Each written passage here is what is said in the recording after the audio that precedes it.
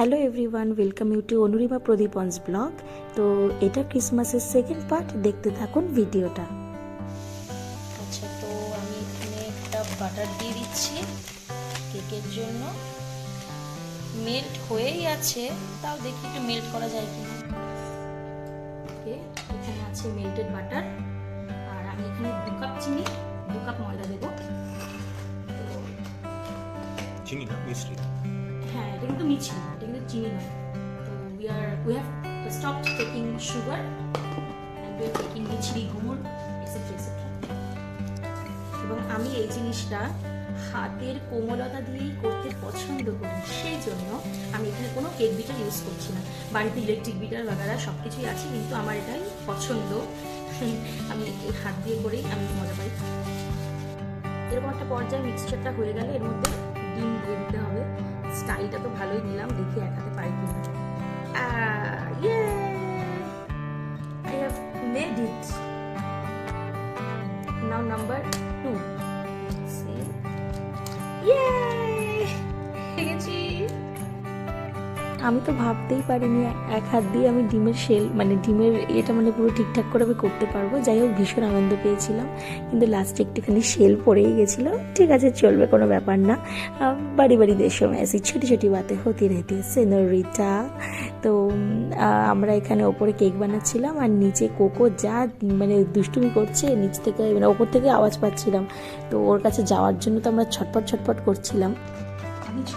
আমি ছোটবেলা থেকে মাকে এইভাবেই কেক বানাতে দেখেছি। তো আমরা যখন বড় হলাম তখন আস্তে আস্তে কেক বিটার এক্সেট্রা অনেক কিছু এলো। তো আমার এইটাই ভালো লাগে, এইভাবে হাত দিয়ে বানাতেই ভালো লাগে। তো এই যে সুন্দর মিক্সচার হয়ে গেছে, এর মধ্যে আটা দিয়ে দেবো। আচ্ছা, আরেকটু আটা দিতে হবে, আর 1 কাপ দেবো। 1 কাপ ময়দা দিয়ে মিক্স করে নিয়েছি। এবার আর একটু লাগিয়ে দেবো ওপর। বাবা না, আমি মেকআপ করতে পছন্দ করি না। এদিকে আয়, কি করো? লাগিয়ে দিলাম। এই আমার মুখের অবস্থা। কেউ ভাববেন না যে আটা দিয়ে কেক বানালে সেটা খারাপ হবে। We are making some healthy choices rather than ময়দা। আমরা আটাটাকে প্রেফার করছি, এবং আটা দিয়ে কেক বানালে দুর্দান্ত হয়, কিছুই বোঝা যায় না যেটা আটা দিয়ে বানানো, ভীষণ টেস্টি হয়।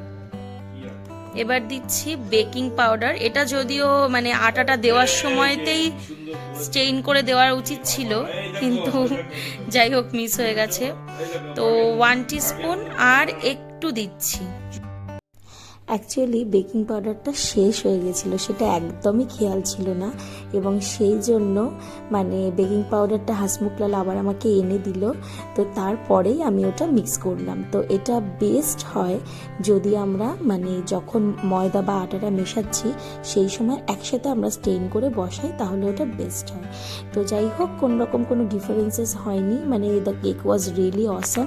বাট হয়তো আরও একটু কিছু অন্যরকম লাগতে পারতো, এটা আমার মনে হয়।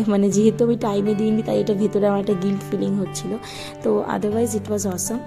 আর এই একটু কিশমিশ কাজু আমি দিলাম, সবাই বলছিল তাই। আদারওয়াইজ আমাদের বাড়িতে সবাই নর্মাল সিম্পল মাফিন বাটার কেকটাই পছন্দ করে, কোনো রকম টুটি ফ্রুটি এক্সেট্রা এক্সেট্রা এগুলো ঠিক অতটা পছন্দ করে না।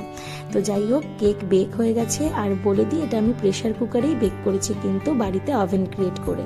তো এটা আমি ওটিজি বা কিছুতে বানাইনি। তো থার্ড পার্টের জন্য দেখতে থাকুন ভিডিও।